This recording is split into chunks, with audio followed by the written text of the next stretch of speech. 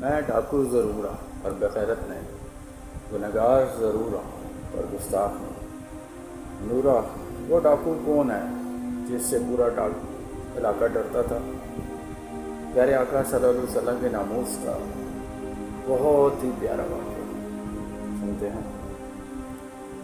مولانا محمد امین صفدر اوقاری رحمۃ اللہ علیہ اپنی کتاب میں لکھتے ہیں، مجھے اوہاڑی کے گاؤں سے بڑا محبت بڑا خط لکھا گیا کہ مولانا صاحب ہمارے گاؤں میں آج تک سیرت نبی صلی اللہ علیہ وسلم پر بیان نہیں ہوا، ہمارا بہت دل کرتا ہے آپ ہمیں وقت عنایت فرمائیں، ہم تیاری کر لیں۔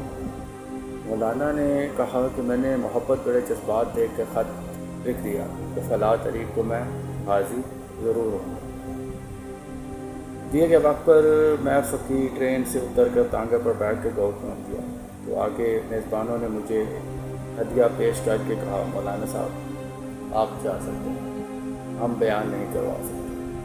وجہ پوچھی تو بتایا کہ ہمارے گاؤں میں 90% قادیانی ہیں، وہ ہمیں دھمکیاں دیتے ہیں کہ نہ تو ہماری عزتیں مال گھر بار محفوظ رہیں گے اگر سیرت نبوی صلی اللہ علیہ وآلہ وسلم پر بیان کروایا تو۔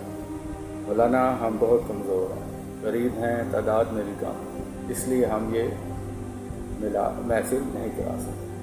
میں نے لفافہ واپس کر دیا اور کہا بات تمہاری ہوتی یا میری ہوتی تو واپس چلا جاتا۔ بات مدینے والے پیارے آقا حضرت محمد صلی اللہ علیہ وسلم کی عزت کی آ گئی تو اب تو میں یہ محفل لازمی کروں گا۔ مجھے بس یہ بتاؤ کہ ادھر آس پاس کوئی ڈنڈا مار ہے، یعنی غنڈہ یا بدماش؟ سارے لوگ حیران ہو گئے کہ آخر آپ اس سے کیوں پوچھے ہیں؟ میں نے کہا چلو مجھے لے چلو۔ انہوں نے کہا ایک نورا بدماش ہے جس سے پورا علاقہ ڈرتا ہے۔ تو میں نے ان سے کہا کہ مجھے ساتھ لے چلو۔ جب ہم نورے کے ڈیرے پر پہنچے دیکھ نورا بولا، آج خیر مولوی کیویں آ گئے؟ میں نے کہا بات حضور صلی اللہ علیہ وسلم کی عزت کی آ گئی، تم کچھ کرو گے؟ میری بات سن کر نورا بجلی کی طرح کھڑا ہوا اور بولا، میں ڈاکو ضرور ہوں، بغیرت نہیں۔ وہ ہمیں لے کر چل نکلا۔